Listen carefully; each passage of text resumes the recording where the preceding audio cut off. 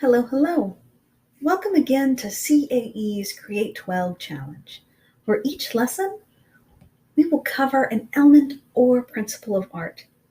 This lesson will be over value, which is defined as the relative lightness or darkness of a color.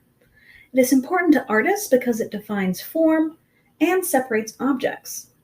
Let's get started, shall we?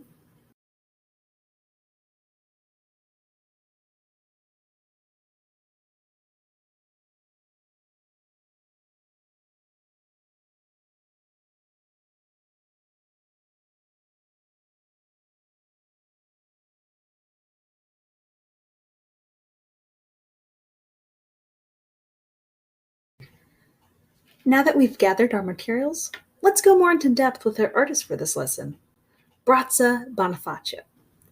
Bonifacio is a Vancouver-based artist who's an abstractionist painter. He focuses on the utilization of color, form, and text. Now, his most recent series focuses on virus and how they create this hodgepodge of text when they infect computers. However, his previous series focused on news headlines. Today, we'll be borrowing from Bonifacio and his use of a grid and text. The first step to this project is to go ahead and get out your ruler and a small piece of paper. Now, the dimensions of this paper will approximately need to be 5 by 7 inches. And this is because this project will take a long time with the different types of shading that we will be doing today. And if you have a larger sheet of paper, it might even be doubled. So, for the ease of this project and for the ease of our hands, let's go ahead and have a piece of paper that is approximately 5 by 7. And what we want to do is we want to make a grid of 1-inch squares, which would, after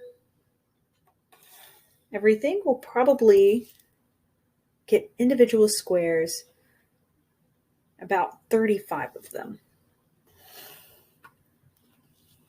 So be sure to use your ruler to make straight lines. Now my ruler is approximately 1 inch in width this way. So I do not have to measure 1 inch. I can just use my ruler for that. But be sure to measure your ruler to make sure that you are not just using possibly 1.25 inches or even 2 inches, as I've seen some rulers be. So that's just something to keep in mind. Well, I'm going to go ahead and speed through this, and I will see you after the speed through.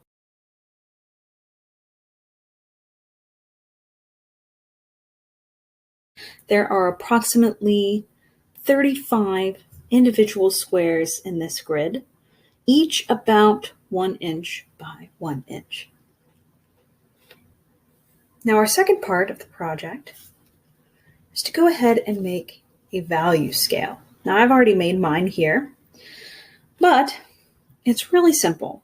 So a value scale is anything that has a gradation of grays from white, from pure paper white, all the way to black, or as dark as you can get your pencil to go. Each one of these blocks signify a gradual darkening of value until you get to black. Now, if you think about it, this is 50% gray here. This is about 25% gray. This is 75% gray. So this is the middle value between white and black. This is the middle value between 50% and black. And this is the middle value between 50% and white. So keep that in mind. It looks like there is an equal jump between each one of these values. So whenever you do your value scale, make sure that there are equal jumps in the values. Now this is really important once we get on to our next step. Now, Our next step is to find a word or phrase that we want to put within each one of these squares. Now, my phrase is going to be Center for Art and Education, CREATE12. And that is exactly 35 characters. And what I mean by characters is letters and spaces, and some numbers too. So the Center for Art and Education, CREATE12, has 35 letters, spaces, and characters all together. So what I mean by that is each letter can have its own box, and this is what we want. Now, to really add to this effect, we want to make sure that our letters take up our whole box, and maybe even divide the box up into sections. And by doing that, I'm going to put my letters all the way to the edges. Now, don't worry about fitting one word on one line.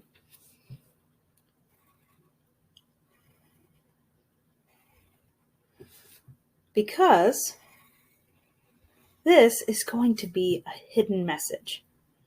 And let me give you an example of this exercise that I've already completed. So, right away, this is not instantly readable. But once your brain starts looking at it more, you can start piecing together the different letters. There is bravery in being soft. Be done. And the beneficial part is that I can compare my values here to the one on my value scale. So be sure that whenever you create your value scale that there's no white edges, so that way you can make sure that your black is black enough and your lights are light enough. So I'm going to go ahead and speed through this, and then we'll get on to the next part. I'll see you after the speed through.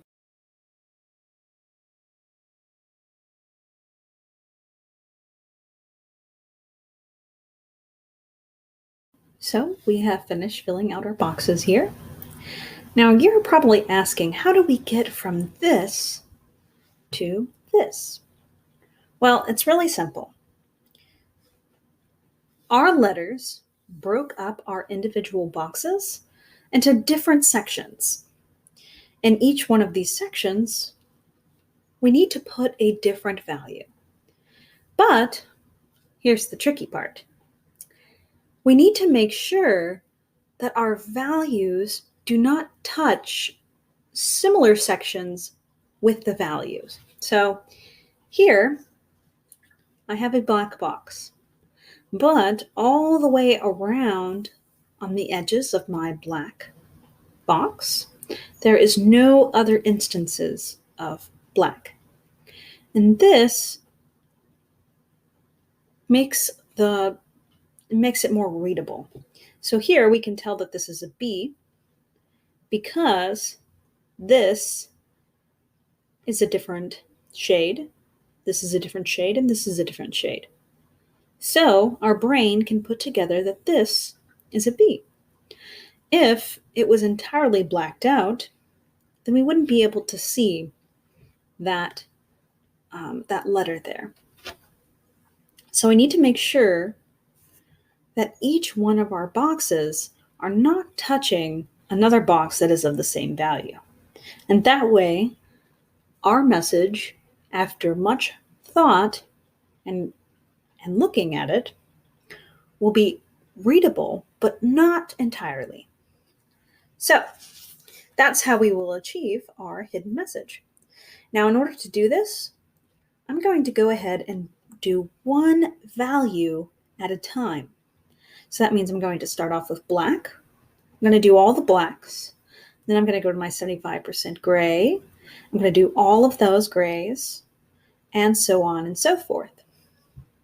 So I'm going to go ahead and speed through this, and I will see you after the speed through.